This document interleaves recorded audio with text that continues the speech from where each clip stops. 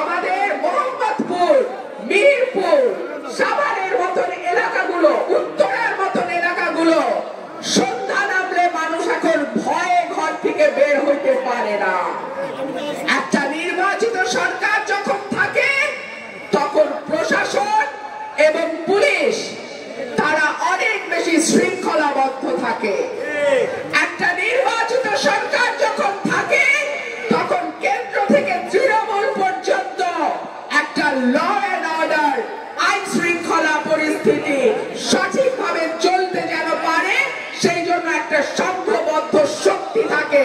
ঠিক কি ঠিক না? আর যখন দেশে অনির্বাচিত সরকার থাকে, দীর্ঘ সময় থাকে, তখন আইন শৃঙ্খলা পরিস্থিতির এইরকমই অবস্থা হয়। বাংলাদেশে এখন যার বয়স 33-34 সেই লোকটা বাংলাদেশে কোনোদিনও ভোট দিতে পারে নাই। চিন্তা করা যায়? সুতরাং মানুষ উন্মুখ হয়ে আছে একটা ভোট দেওয়ার আশায়।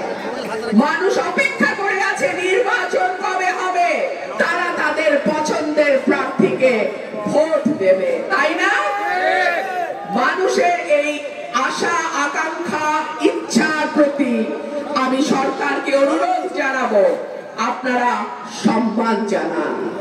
এই দেশের মানুষ এই দেশের মালিক, এই মালিকানা তাদের কাছ থেকে কেড়ে নেওয়ার চেষ্টা করবেন না।